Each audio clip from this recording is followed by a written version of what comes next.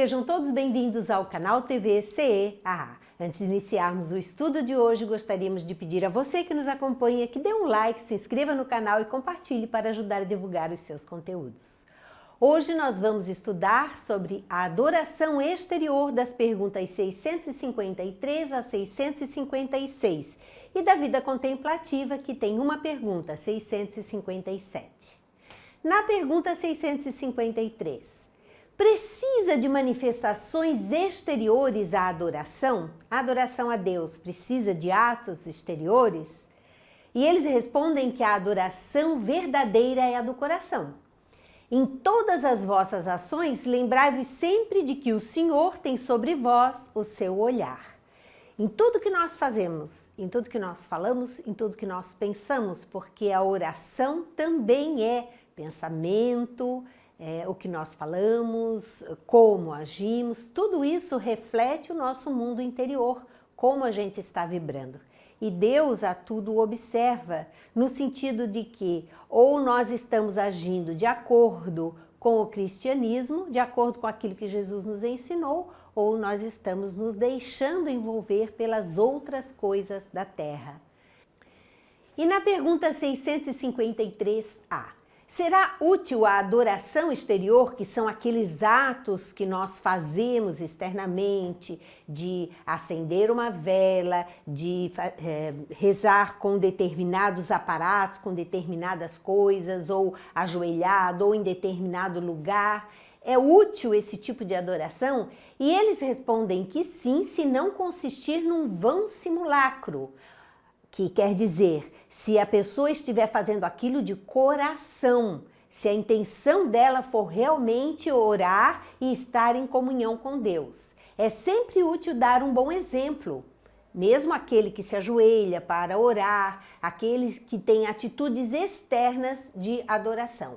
Mas os que somente por afetação e amor próprio o fazem, desmentindo com a conduta a aparente piedade, mau exemplo dão e não imaginam o mal que causam. Aquelas pessoas que vão muitas vezes aos templos religiosos, oram externamente, têm determinadas atitudes, mas aquilo não chega a lhes tocar o coração. Fazem para que os outros vejam que ele é caridoso, que ele é religioso, mas na verdade ele não o é. Os sentimentos dele são contrários àquilo que ele está fazendo.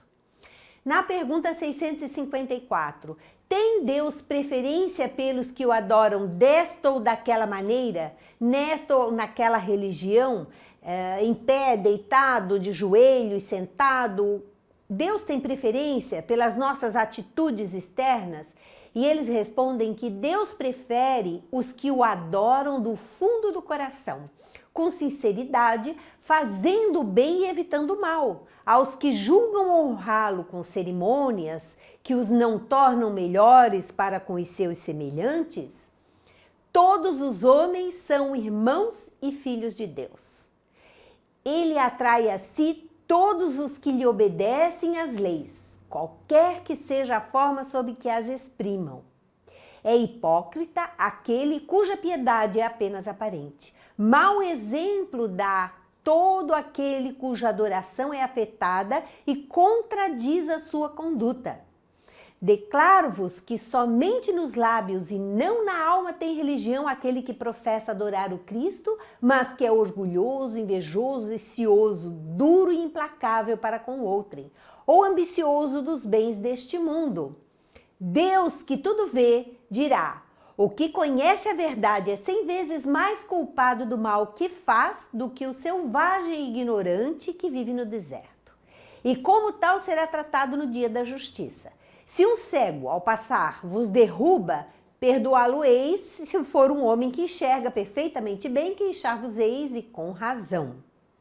Não pergunteis, pois, se alguma forma de adoração há que mais convenha, porque que valeria perguntar-de se mais agrada a Deus ser adorado num idioma do que noutro. Ainda uma vez vos digo, até ele não chegam os cânticos, senão quando passam pela porta do coração. Os espíritos, ao nos responder dessa forma, estão nos dizendo que realmente as atitudes externas não importam. tanto aquelas que fazem muita arruaça com relação ao tipo de adoração, aquelas pessoas que ao orar falam muito alto, chegam a gritar, ou se ajoelham, ou caem no chão, ou fazem qualquer coisa para que os outros vejam que ela está orando ou tentando se redimir de alguma coisa. A verdadeira comunhão com Deus, ela parte do coração e dos sentimentos da pessoa. E é isso que precisamos desenvolver, os nossos sentimentos em relação a Deus. Essa adoração quer dizer, não é que nós vamos ficar parados adorando a Deus ou a uma imagem qualquer. Não, não é isto. Mas reconhecendo nele o Pai, procurar estar em comunhão com ele, de acordo com as suas leis, tendo atitudes e pensamentos coerentes com as leis de Deus. Esta é a verdadeira adoração que nós podemos fazer com relação ao Pai. Na pergunta 655, merece censura aquele que pratica uma religião em que não crê do fundo da alma, fazendo-o apenas pelo respeito humano e para não escandalizar os que pensam de modo diverso? Aquele que vai numa determinada religião para que os outros vejam ou para não desagradar a alguém ou alguém da família, mas que ele não está ali presente sentindo aquilo que a religião prega. Merece censura? E os espíritos respondem, nisto como em muitas outras coisas, a intenção constitui a regra. Não procede mal aquele que, assim fazendo, só tem em vista respeitar as crenças de outrem. Procede melhor do que um que as ridicularize, porque então falta caridade. Aquele, porém, que a pratique por interesse, por ambição, se torna desprezível aos olhos de Deus e dos homens. A Deus não pode agradar os que fingem humilhar-se diante dele, tão somente para granjear o aplauso dos homens. Quantas vezes nós vamos a determinado culto religioso para agradar alguém, o marido, ou a mulher, ou o pai, ou a mãe, em respeito à fé deles que nos convidam, ou mesmo a um casamento em outra religião, nós vamos com todo respeito, com todo carinho, levando a nossa vibração de amor, as nossas preces, a nossa oração, tudo isso nós levamos conosco. Mas há pessoas que frequentam outras religiões, principalmente com fins de lucro financeiros. Estes não estão agradando a Deus. Aquele que frequenta uma religião com o objetivo de ter contatos, de lucrar, de ser de ostentar aquela imagem que não tem, este, com certeza, mais cedo ou mais tarde, será levado a perceber o engano que está cometendo. E na pergunta 656, a adoração individual será preferível à adoração em comum? O que é preferível? Nós orarmos dentro do nosso lar, sozinhos em oração, ou num ambiente onde tem várias pessoas orando junto? O que é preferível? Pergunta Kardec aos espíritos. E eles respondem que reunidos pela comunhão dos pensamentos e dos sentimentos, mais força têm os homens para atrair a si os espíritos bons. Aquela reunião que nós fazemos, por exemplo, quando estamos no centro espírita, quando estamos num grupo orando, é claro que a oração ela tem mais força se é um grupo homogêneo que realmente tem intenção de fazer o bem, fazer uma irradiação. A oração cria muita força. O mesmo se dá quando se reúnem para adorar a Deus, para orar, para vibrar pela humanidade, por aquela comunidade. Não creias toda a vida que menos valiosa seja a adoração particular, pois que cada um pode adorar a Deus pensando nele. Vai depender do quê? Vai depender da fé da pessoa. Muitas pessoas têm tanta fé que mesmo orando sozinhas, ela tem um poder enorme, um potencial enorme. Um potencial de transformar, de curar, de irradiar. Ela emana sua energia vital através da irradiação, sim. Então, há pessoas que têm um poder muito grande porque têm uma fé muito grande. Então, independe se nós estamos orando sozinhos ou orando em comunidade, o que importa é nós estarmos presentes na oração. Nós, quando tem uma pessoa fazendo uma oração, acompanharmos mentalmente as palavras da pessoa, para criarmos aquela egrégora de energia que vai se transformar em luz, que vai se transformar nessa irradiação e atingir para onde nós estivermos orando.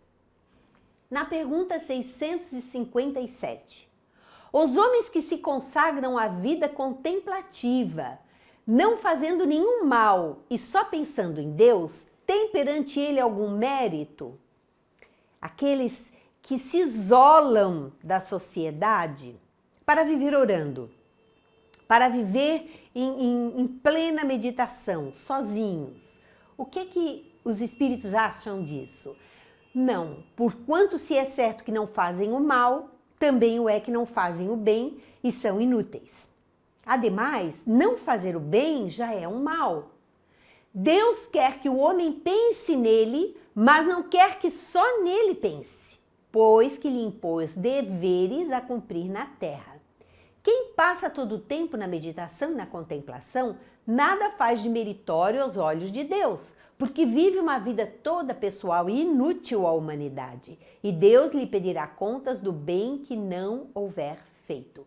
Isso em relação àqueles que se isolam totalmente da humanidade e vivem numa vida contemplativa, para não se conspurcar, para não se sujar, digamos assim, das energias dos outros. Esses estão vivendo egoisticamente, estão desenvolvendo algumas habilidades na meditação, porém estão vivendo isolados do mundo. E Deus não quer que nós passemos a nossa vida aqui na Terra isolados do mundo. Ele quer que nós vivenciemos a fraternidade. E a fraternidade a gente vivencia na troca, no dia a dia, na convivência com o outro.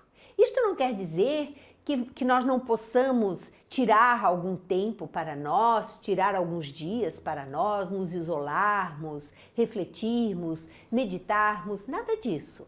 Eles estão se referindo, o que era muito comum à época, àqueles que se isolam completamente da sociedade para viver uma vida contemplativa, como se estivessem fazendo um favor a Deus nesta vida isolada. Assim nós encerramos mais um módulo do Livro dos Espíritos. Muito obrigada e até o próximo encontro.